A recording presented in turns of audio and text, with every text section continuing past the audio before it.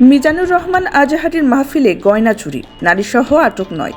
বিস্তারিত দেখুন মোহাম্মদ আলামিন খানের প্রতিবেদনে। চাঁপাইনবাবগঞ্জে ইসলামী বক্তা ডক্টর মিজানুর রহমান আজহারির তাফসির মাহফিল থেকে ৮ নারীসহ ৯ জনকে আটক করেছে পুলিশ। শনিবার বিকেলে মাহফিল চলাকালে গয়না চুরি, চুরির চেষ্টা ও সন্দেহজনক কার্যকলাপের অভিযোগে তাদের আটক করা হয়।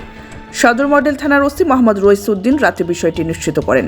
চাঁপাইনবাবগঞ্জ সদর উপজেলার লালাপাড়ার একটি আমবাগানে জাবালুন নূর ফাউন্ডেশনের উদ্যোগে অনুষ্ঠিত এই বিশাল মাহফিলে লাখো মানুষের সমাগম হয়। মাহফিল চলাকালে নারীদের নির্দিষ্ট বসার স্থানে কয়েকজন নারী গয়না চুরি ও চুরির চেষ্টা চালায়। সন্দেহভাজন ওই নারীদের হাতে নাতে ধরে ফেলে স্বেচ্ছাসেবকরা এবং তাৎক্ষণিকভাবে পুলিশে সোপর্দ করা হয়।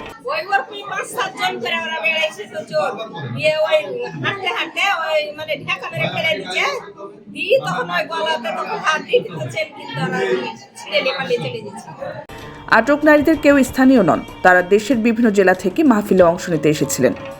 এছাড়া মাহফিলে বাইসাইকেলে লোহার রড বহনের সময় এক কিশোরকে আটক করা হয়।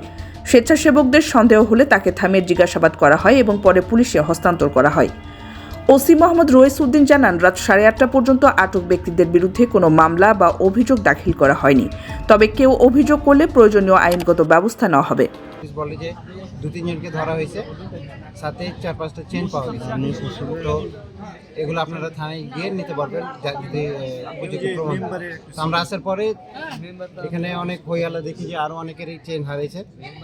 পরে আমরা জিজ্ঞেস করি যে 4-5টা চেন পাওয়া গেছে, ওখান থেকে যদি আমাদের নিজস্ব কারো হয় তাহলে আমরা নিয়ে যাবো। কিন্তু এখানে আসার পরে দেখি যে কারো ওরা টোটালি বলতেছে না, একটা কোনো চেন পাওয়া যায় না।